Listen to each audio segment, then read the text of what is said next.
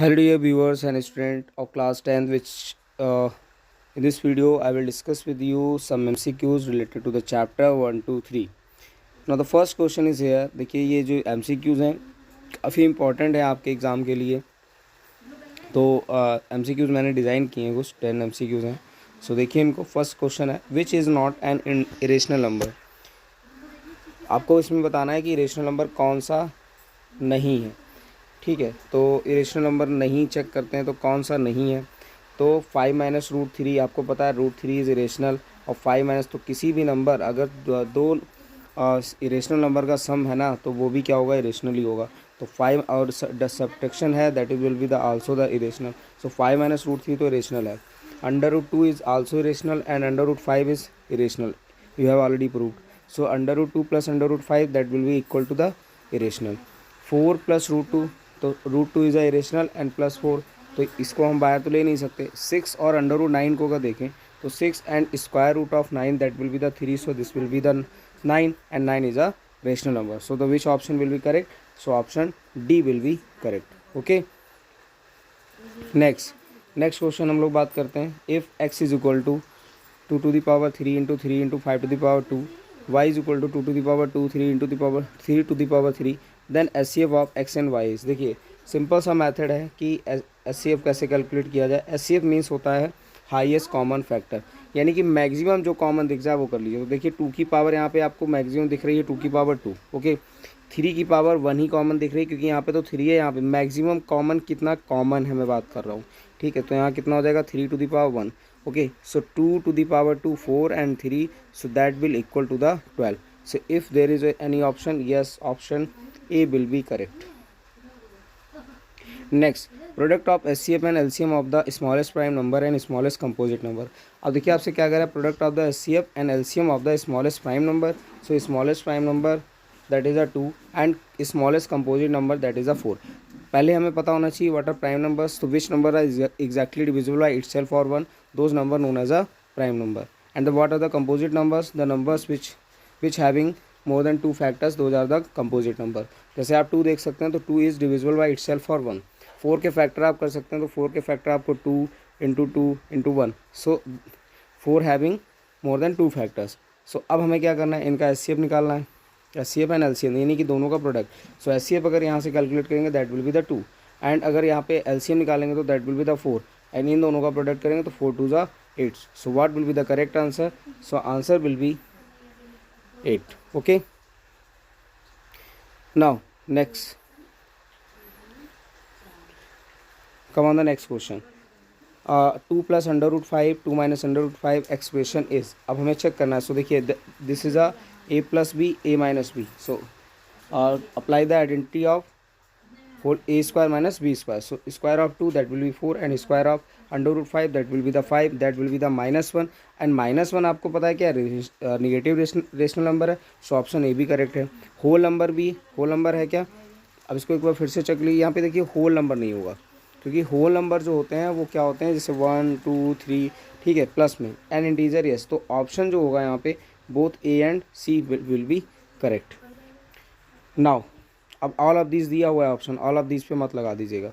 Now if 1 is 0 of the polynomial px is equal to ax square minus 3 in bracket a minus 1 x minus 1, then the value of a is. क्या करना है, simple देखिए 1 is the 0 of the polynomial, so what we have to do in this question, so we have to find the value of a.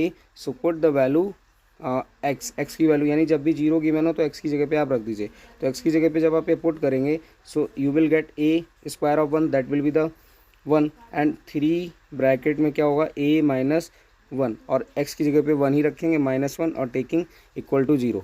So this will be a minus 3a और this will be 3 minus 1 is equal to 0. So -2a and +2 is equal to 0. When will you transpose it? So this will be 1. So what will be the answer of question number 5? So that will be 1. So option A will be correct. Next question पे आते हैं, the degree of the polynomial. Degree means what is the meaning of degree? Degree means the highest power of the variable. So यहाँ पे क्या लिखा हुआ है, this is a under root x square minus x minus 1.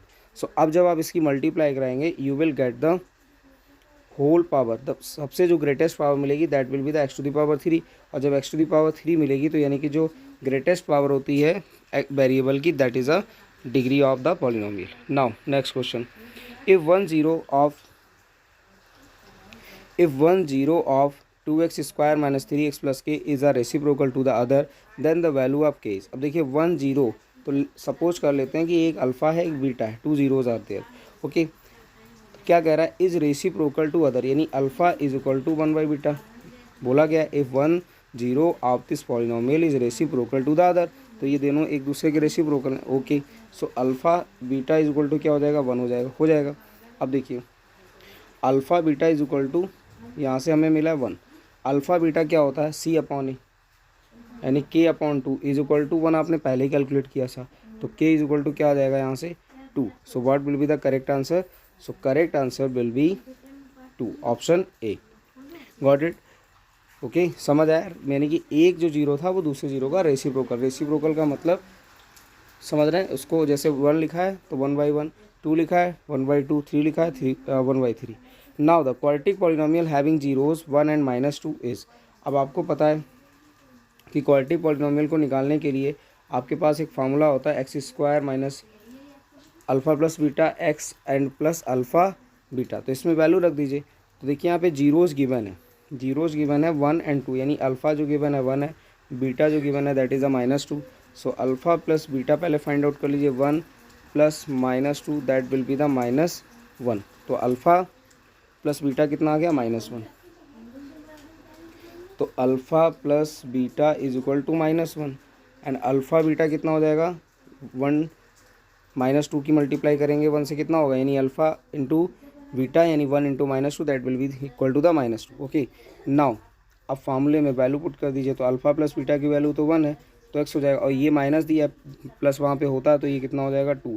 सो देखिए कोई ऐसा option दिख रहा है X square minus X minus 2, so option B will be correct. Okay, next question number 9, if alpha beta are the zeros of X square minus 4x plus 1 then 1 upon alpha plus 1 upon beta minus alpha beta. कैसे calculate करेंगे, देखिए alpha beta are the zeros, you know the sum of zeros that is a minus B upon A. Okay, तो alpha beta की पहले value देखेंगे, यहाँ से क्या हो जाएगी, अल्फ़ा प्लस बीटा की वैल्यू होगी -4 माइनस बी अपॉन ए, और यहाँ पे -4 दिया हुआ है तो that will be the 4. Okay, and see upon a क्या हो जाएगा, वो 1 होगा क्योंकि 1/1 रहेगा सी अपॉन ए.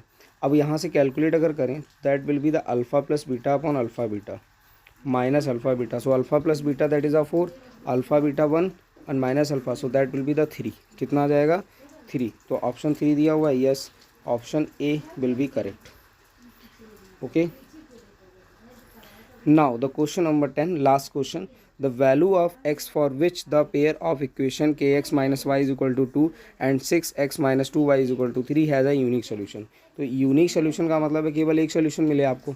ठीक है, तो इसके लिए आपको क्या क्या करना है, k यानी a1 upon a2, b1 upon b2, c1 upon c2. Okay, find out करिए इसको, इसका जो करेक्ट आंसर आता है कमेंट बॉक्स में लिखिए, और वीडियो अगर अच्छा लगा हो तो वीडियो को लाइक जरूर करना, चैनल को सब्सक्राइब करना बिल्कुल ना भूलें. Thank you everyone.